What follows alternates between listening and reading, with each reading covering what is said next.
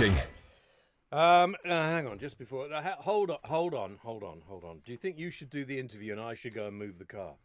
Because I don't trust you driving it. It's a very large car and a very expensive car, and I haven't finished paying for it yet either.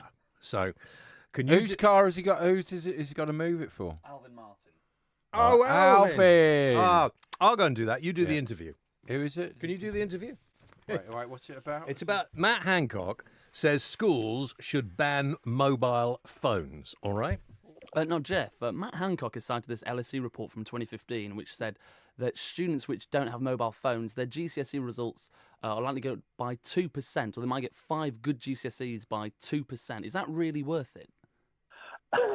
Well, I'd probably question the research, actually, because it seems to me that so many things are attributed to social media and to mobile phones. I think the most important thing is what we want young people to do in schools is to pay attention in class, to listen to their teachers, to work with each other on their learning, and to start to understand, ready for when they are adults, that mobile phones are really useful kind of things in all kinds of ways, but you need to learn how to keep them in perspective, have the kind of self-resilience in order to know when to use it and when not to. And essentially that's what schools are trying to teach, as well as all the other things they're trying to teach. But realistically, if you think about your maths exam, where there might be some examples where you use your calculator, realistically, that shouldn't be allowed anyway. No one ever uses a scientific calculator outside of the GCSE maths, whereas using your mobile phone to, let's say, look up whoever won the Battle of Hastings, that is actually quite useful. So surely there's a reason for using your mobile phone in lessons. Cheating, isn't it?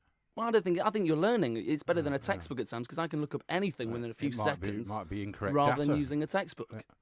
Do you sense that James has returned? No, that's Ricky, but no, he'll be happy you think he's James. Yeah, I'll be very happy good. with that. Thank you. But 2% can be the difference between, becoming a lawyer and sleeping on the streets. You could have that could be a difference between you a B and a C. But it could also be the reason why you do 2% better, because you can learn something on demand. This is why the Matt Hancock narrative, it just kind of lacks nuance, because, we had the most simple system at school, that basically you had a sign at the front of every classroom, a logo, which the teacher would turn, and it either had a picture of a phone or it had a picture of a phone with a cross through it saying no phones allowed. And what you knew as a leader walking around the school is that in this classroom, the teacher is allowing the students to use their phone either because they're doing some calculus or because they're looking something up, but it's on the teacher's terms.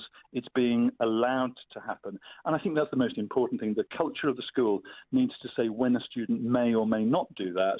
That's a bit different from a kind of blanket ban, I think. Now, President Macron has put this forward as well. I think it's the end of September or something like that. They're going to be banning mobile phones in France. Now, if the French are world leaders in this and they prove to be doing much better in their exam results than the rest of the world, do you reckon we should be taking a leaf from their book? Well, I think 2 points on that. First of all, I don't know that it is quite the blanket ban that the Matt Hancock narrative is saying. I suspect, realistically, it is the more enforceable. We shouldn't be seeing mobile phones in school. They should be hidden away. And secondly, I'm not sure the evidence suggests that the French do so much better than we do educationally. So I don't want to go into that to use the French cul-de-sac. But if the evidence suggests that the French are doing better, do you think we should be looking at them?